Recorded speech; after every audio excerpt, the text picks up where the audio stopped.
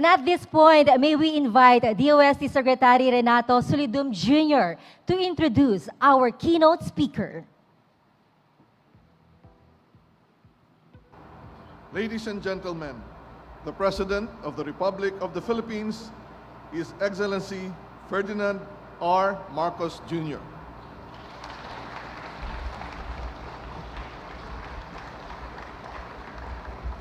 Thank you very much, Secretary Solidum, for your kind introduction. Our Pasay City Mayor, Mayor Imelda Calixto Rubiano, and our members of the Diplomatic Corps, my fellow workers in government, distinguished guests, ladies and gentlemen, good morning. Going through all of these exhibits before we came up, and I apologize if we kept you waiting, but they are very, very interesting. I could spend all day discussing all of these great innovations. And the one thing we come away, ang galing talaga ng Pinoy. Basta't maganda ang suporta sa ating mga scientists, sa ating mga researchers, sa ating mga teacher, walang world-class talaga ang Pilipino. Kaya we should not allow this opportunity to pass us by. That's why, as I greet you, I am excited to know that the future is bright for the Filipinos. Maliwanag na maliwanag dito sa panahong ito, as we come out of the post-pandemic and face the new economy, it is a new economy. It is not the same world that we left in the last quarter of 2019.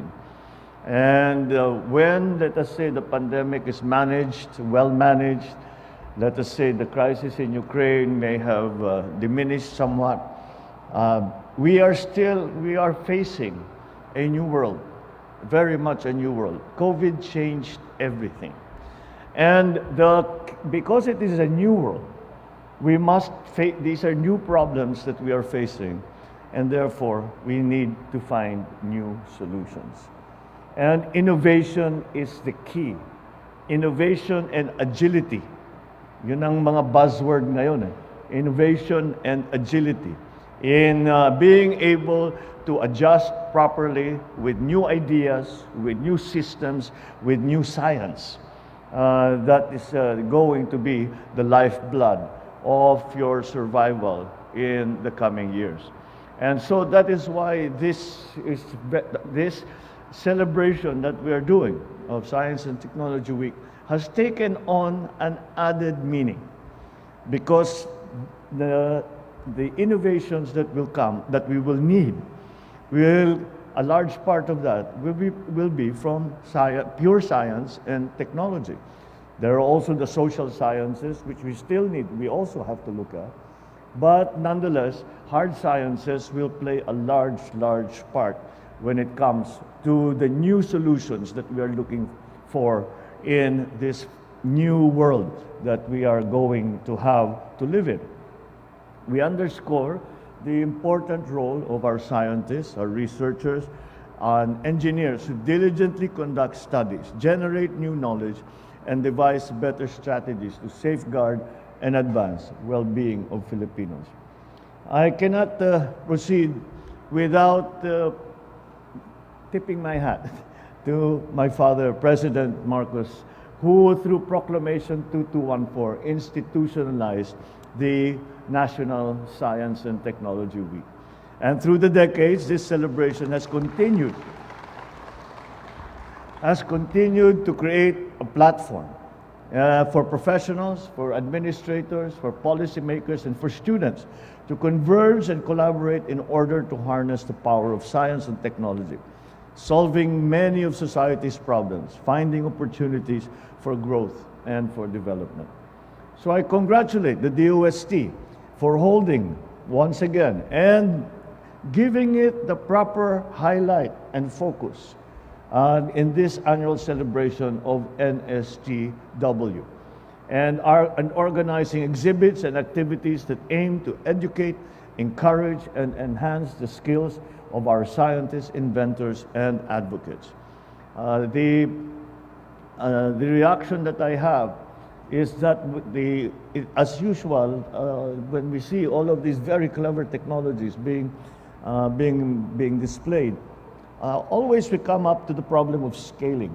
And as long as that problem is overcome, then I think that it is absolutely necessary that you invite all the LGUs or a representative thereof to come and see some of the available technologies, because many of these are immediately applicable to the local government,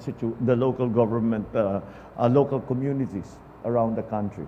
And this will provide new opportunities. Again, they're innovative. Hindi pa nagagawa ito. Ngayon lang natin gagawin ito. Pero hindi na lang, ang pangkaraniwan na mamamayan na hindi naman scientist at hindi nagbabasa ng mga journal, ay hindi nila alam na available ito. So we have, that is another very important part of the mission that you are having to fulfill, is to get this information disseminated so that people know what might be applicable or useful in their own community situations. So I hope this year's celebration will be a beacon of hope for all Filipinos to bounce back better, building upon science, technology, and innovation. Science and technology play a crucial role in securing a better future for our country. It allows us to employ our knowledge and develop practical solutions to modern-day problems. Technology in particular helps us meet everyday needs easier and faster. So the part that education plays is extremely important. We, unfortunately in the Philippines, when we are graded alongside our neighbors in Asia, in ASEAN, do not do very well when it comes to the STEM subjects. And so that is what we need to encourage. The material I can see is available. It is just a question of us incorporating it into our curriculum, our curricula. It is just up to us to give it an emphasis, because in every aspect, the STEM subjects have become terribly, terribly important. Whereas in one of the elements when we were discussing what directions the economy should go, and we would say we have to retrain our people. We have to teach them the new skills that are necessary for them to be working, helping our government, helping the corporations that they might be working for, helping their own family businesses. These are all absolutely necessary. But whereas before, we trained people to be carpenters and plumbers and electricians and construction workers, Now, the training is in computer science, it is in coding, it is blockchain technology, it is computer engineering.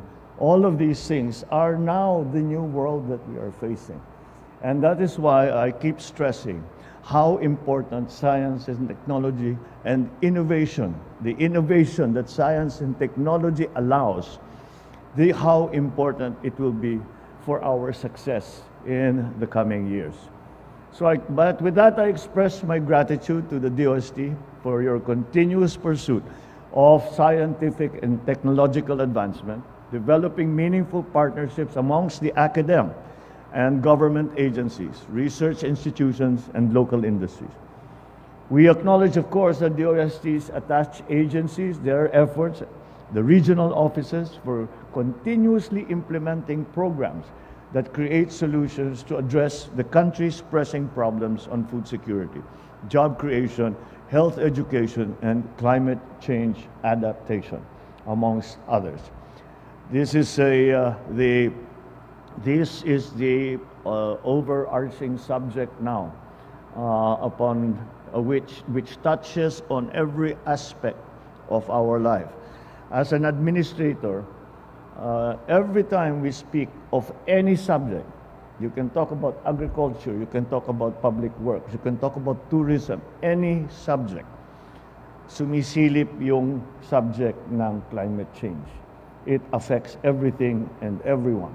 And so, once again, we look to science, we look to new technologies, we look to engineers to find us the solutions to mitigate, to adapt our very vulnerable country to the effects of climate change.